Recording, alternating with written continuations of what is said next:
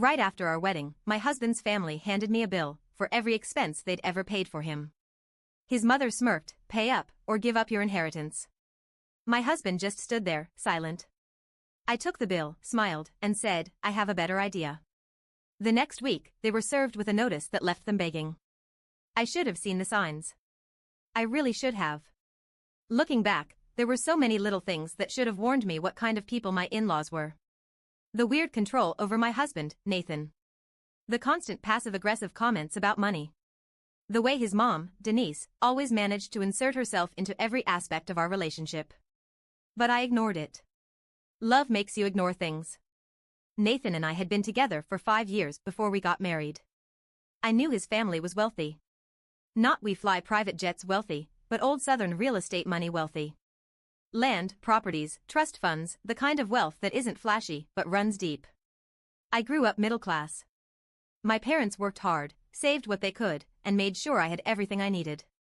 I put myself through college, got a solid job in financial litigation, and built a good life for myself. When Nathan and I got engaged, his parents insisted on paying for the wedding. And I mean insisted. Denise made a big deal about it. "It's our gift to you both," she had said. "You're part of the family now." I pushed back. I didn't want them paying.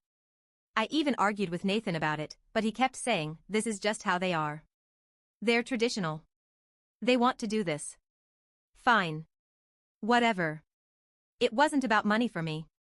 I made good money. I had an inheritance from my late grandfather that I planned to use for our future. I didn't need their money. I should have trusted my gut. The wedding itself was beautiful. A historic venue in Charleston, South Carolina. Flowers everywhere. A jazz band. A perfect night. For a moment, I thought, maybe I was wrong about them. Then, right after the reception, when most of the guests had left, Denise walked over to me with a thick envelope. She had that smug look she always got when she thought she was in control. "This is for you, dear," she said, all fake sweetness. I opened it. Inside was a detailed, itemized bill for every single expense they had ever spent on Nathan. Not just the wedding. His entire life. It listed hospital bills from when he was born, school tuition, clothes, vacations, birthday parties, even groceries from when he was a kid. The total? $365,789.42. I swear, I thought it was a joke. I looked up at Denise, expecting her to laugh. She didn't. She was dead serious. Nathan's dad, Robert, stepped up next to her. "We think it's only fair," he said in a businesslike tone. "Since you're his wife now, these expenses fall to you." I actually laughed. I thought, there is no way this is real. No one does this. Then Denise dropped the bomb. "If you can't pay," she said, tilting her head, "we'll have to reevaluate Nathan's place in the family inheritance." I glanced at Nathan, waiting for him to explode. To say something. Anything. But he just stood there. Silent. That's when I knew. He knew about this. He knew and did nothing. I felt my stomach drop. Denise smirked, like she had already won. Like she expected me to panic, to beg for mercy, to give in. I took a deep breath. Smiled. And said, "I have a better idea." Denise frowned. "Excuse me?" I folded the bill neatly, tucked it back in the envelope, and said, "I'll get back to you." Then I walked away. Nathan and I did not have a wedding night. The second we got back to our suite, I told him, "I need to know if you were part of this." He looked guilty. "I didn't know they'd actually do it," he mumbled. "That's not an answer," I snapped. He sighed. "They told me a few weeks ago. They said it was just a formality. They weren't really going to make you pay. It's just a way of showing commitment." I stared at him. "You let them ambush me. On our wedding night. They're just old-fashioned," he said, like that made it okay. I didn't sleep that night. Instead, I got to work. Because if Denise wanted to play financial hardball, she had no idea who she was dealing with. The next morning, I woke up before Nathan and got to work. If Denise and Robert wanted to turn my marriage into a transaction, I was going to show them just how expensive their little game could get. First, I needed to understand the full scope of what I was dealing with. I knew their money came from real estate, generational wealth passed down, mostly in the form of properties in South Carolina. But I also knew old money families like theirs often had loopholes, tax evasion, and financial skeletons buried under decades of bad business practices. So while Nathan was still asleep, I dug in. I pulled every email, text, and document I had from the wedding planning. Anything that proved that their gift wasn't a loan but a voluntary expense. And then I checked something else. Nathan's inheritance. Because if they were willing to dangle it over my head like a prize, I needed to know exactly how it worked. When Nathan woke up, I was already dressed. "We need to talk," I said. He sat up, rubbing his face. "Look, can we not do this now? We're doing this now." I threw the envelope onto the bed. "Explain this to me. Why do they think they can hold your inheritance over my head?" He sighed. "It's complicated." "Uncomplicate it." He hesitated. Then he finally admitted the truth. His family controlled everything. His trust fund? They managed it. The properties he was set to inherit? They still technically owned them. Every dime he had ever received? Filtered through them first. "They have to approve everything," he muttered. "It's how they keep things secure." I stared at him. "You're telling me you don't actually own anything?" He shrugged like it wasn't a big deal. "I mean, technically, not yet. But when they pass." I laughed. Not because it was funny, but because it was pathetic. Nathan had spent his whole life thinking he was rich when, in reality, he was just a puppet. And worse? He was okay with it. I stood up. "Where are you going?" he asked. "To fix your mess." I didn't go to work that day. I went straight to Denise and Robert's house. If they wanted to play financial games, I wanted to hear the rules from their own mouths. Denise opened the door, dressed like she was about to host some fancy charity luncheon. "Well, dear. I didn't expect to see you so soon." She led me into their massive sitting room, all white furniture, gold accents, the kind of place where you're afraid to touch anything. Robert sat in his chair, reading the newspaper like some 1950s movie villain. "So," Denise said, pouring herself tea. "Have you decided how you'll be paying us back?" I smiled. "I have some questions first." She raised an eyebrow. "Oh." I leaned forward. "How does Nathan's inheritance actually work?" She sipped her tea. "Well, dear, that's family business." I kept smiling. "I'm family now." Her lips tightened. "The estate has a structured trust. It's been in place for generations. We simply ensure that it remains within the family." I nodded. "And who owns the properties?" Robert folded his newspaper. "Legally? Us." Bingo. Denise's expression didn't change, but I could see the flicker of something in her eyes, realization. She knew I had just found her weak spot. I stood up. "All right, then." Denise blinked. "Excuse me? I'm not paying your bill." Her eyes narrowed. "That's not a choice, dear." "Oh, but it is." I grabbed my purse. "You see, I work in financial litigation. So I know a gift is a gift. And if you try to enforce this ridiculous dowry, it won't hold up in court." Robert scoffed. "Do you really want to get lawyers involved?" I smiled sweetly. "Absolutely." Denise's voice turned cold. "You think you're so smart, don't you?" "I don't think, Denise. I know." I walked to the door, then paused. "Oh, and one more thing," I said, turning back. "Since you still own the properties, that means they're subject to financial review, right?" Silence. "I mean," I continued, "if, say, someone were to report some discrepancies in your rental income, the IRS would have to audit everything, wouldn't they?" Denise's smug smile vanished. Robert's grip tightened on his newspaper. I let that sink in. "Have a great day," I said, and walked out. That night, Nathan and I had another massive fight. "You went to my parents' house without telling me," he snapped. "You let them ambush me at our wedding. I'd say we're even." "You don't understand." "No, Nathan, I do understand. I understand that you're a grown man who still lets his parents control his entire life." He looked away. I exhaled. "Nathan, I love you. But I will not be controlled. I'm not asking you to be controlled." I gestured at the envelope sitting on the dresser. "Aren't you?" He didn't answer. I grabbed my laptop and got to work. Because if they wanted a fight, they were going to get one. But they had no idea what I was about to do next. Nathan didn't come to bed that night. I heard him pacing in the living room for hours. Occasionally, I'd hear his phone buzz, and I knew exactly who it was, Denise and Robert, panicking. Good. Because they should panic. While he paced, I sat in bed, typing away on my laptop. I wasn't just looking at their financials, I was looking at Nathan's. I had never gone through his finances before. We kept our money separate, something I insisted on when we got engaged. But now, I needed to see exactly how deep his parents' control went. And what I found. It was worse than I thought. Nathan owed his parents over $100,000. Not in loans. Not in credit cards. But in reimbursed expenses, things they had paid for on his behalf, then forced him to pay back in installments. His college tuition? They had told him it was covered.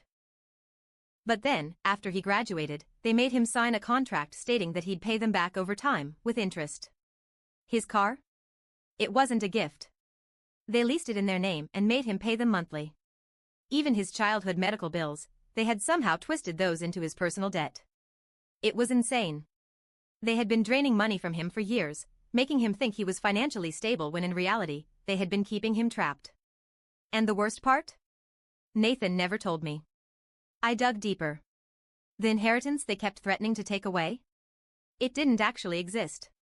At least, not in the way Nathan thought. He assumed there was some huge trust fund waiting for him, that he'd eventually take over the family properties and investments.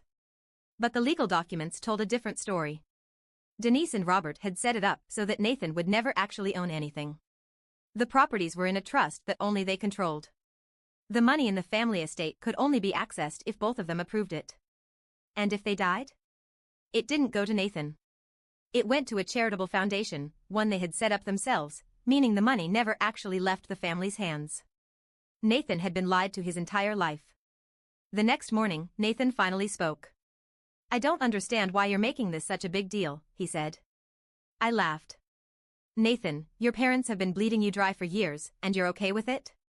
"They helped me out," he mumbled. "No, they didn't. They made you believe you were independent while keeping you financially trapped." Silence. Then he sighed. "What do you want me to do?" I stared at him. "You really have to ask?" He looked away. I knew then. Nathan wasn't going to fight this. Because fighting meant admitting they had control over him. And he wasn't ready to face that. So I made a decision. If he wasn't going to fight them, I would. And I wasn't playing fair. That day, I called a real estate attorney. One I had worked with before on a corporate case. I gave him the details of Nathan's so-called inheritance and asked a simple question: is there any way to legally transfer property ownership without their permission? His answer? Yes. Because Nathan was the legal heir, there were certain loopholes that would allow him to challenge the trust and transfer some of the properties into his name.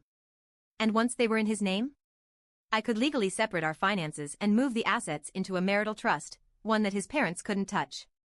I wasn't just going to take their money. I was going to take their power. Twist number 4, Denise strikes back the next day. Nathan's phone blew up. Texts. Calls. Voicemails. At first, he ignored them. Then he finally picked up. I sat on the couch, watching as he spoke. At first, it was calm. Then his face went pale. "What do you mean?" he asked. A pause. "No, Mom, that's not fair." Another pause. "Wait. What?" He pulled the phone away from his ear and stared at me. "They're cutting me off." I blinked. "What do you mean?" "They're revoking my trust fund." I tilted my head. "The one you don't actually have?" He flinched. But then he sighed. "They also canceled my car lease." There it was. The real punishment. Denise and Robert had spent years pretending to be generous, but the second he stepped out of line, they yanked it all away. "I need to go talk to them," he said. I stood up. "No, you don't. I have to fix this." "Nathan," I said slowly, "there is nothing to fix. This was always going to happen. The second you stopped being useful to them, they were going to cut you off." His jaw clenched. "They're my family." I shook my head. "No, Nathan. They're your owners." Silence. Then he grabbed his jacket. And walked out. Nathan didn't come home that night. Or the next night. Then, on the third day, I got a message. From Denise. It was short. Nathan is staying with us for a while. He needs time to think. You should respect that. I stared at my phone. Then I did something I never thought I'd do. I called my lawyer. And said 5 words. I want to protect myself. Because this wasn't just a marriage problem anymore. This was war. I stared at the text from Denise. Nathan is staying with us for a while. He needs time to think. You should respect that. That was it. No apology. No explanation. Just a statement of power. They were making it clear, Nathan belonged to them. And if I had any doubts before, they were gone now. I wasn't going to win him back. I wasn't going to convince him to fight for himself. Nathan had already chosen his side. So I stopped waiting. And I executed the plan I'd been building since the moment they handed me that bill. First, I met with my lawyer and finalized the property transfer. It took a lot of paperwork and some legal maneuvering, but I was able to move the newly inherited properties into my name. That meant Denise and Robert no longer had uncontested control over their assets. It also meant they would need my permission for anything involving those properties. Next, I officially cut financial ties with Nathan. I had been covering some of our shared bills, groceries, utilities, even some of his expenses when his parents forgot to send him money. Not anymore. I had my lawyer draft a financial separation agreement, locking down my assets so that neither Nathan nor his parents could touch a single cent. Then, for the final step. I waited. Denise threw a party. Of course, she did. It was some kind of charity event, held at one of their fancy country clubs, full of old money types, investors, family friends, and people who still thought marrying well was a woman's greatest achievement. I wasn't invited. But that didn't mean I wouldn't show up. I arrived unannounced, stepping into the room in a sleek black dress, walking straight through the sea of people who had no idea the entire family was about to implode. I spotted Nathan first. He was standing near the bar, talking to his father. He looked comfortable, like he had already forgotten everything that happened. Like he had just let them absorb him back into their world. Then I saw Denise. She was laughing, smiling, sipping champagne like she hadn't spent the last few weeks destroying her son's marriage. I didn't wait. I walked straight up to her and handed her an envelope. She barely glanced at it before smirking. Oh, dear. I hope this isn't a bill. I smiled. No, Denise. It's a cease and desist letter. The smile slipped. Excuse me? I stepped closer, lowering my voice. You've been financially controlling Nathan for years. That stops today. I have documentation proving you've manipulated his inheritance, tied him to debt he never agreed to, and kept him financially dependent so he couldn't leave. You've used money as a weapon, and now, I'm using the law. She tried to laugh it off. That's ridiculous. It's not, I said, my voice even. And the IRS doesn't think so either. Her face paled. Because that's when she realized. I had reported them. Not just for financial coercion, but for tax fraud. I didn't have to dig far, there were plenty of shady transactions tied to the real estate properties they controlled. Properties that were now in my name. Which meant I had access to all the paper trails they thought were buried. And now? They were under investigation. Nathan must have heard the commotion, because suddenly, he was there. He looked between us, frowning. What's going on? Denise turned to him, grabbing his arm. She's trying to ruin us. Nathan looked at me. What did you do? I protected myself, I said simply. His eyes darted to the letter in Denise's hand, scanning the words. When he looked up again, there was something in his face I hadn't seen before. Panic. He knew I had one. They're my family, he said weakly, like that was supposed to mean something. They're your owners, I shot back. The room was dead silent now. People were watching. And then, in front of everyone, Denise made her final mistake. She turned to Nathan and snapped. You ungrateful little idiot.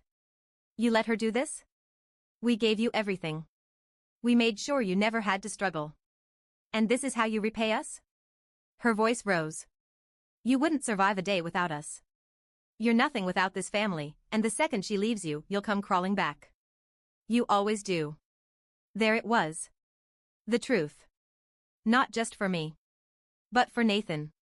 I saw it in his face. The realization. The humiliation. He had spent his whole life trying to prove himself to them, and the one time he stepped out of line, they turned on him instantly. I expected him to defend himself. To say something. But he didn't.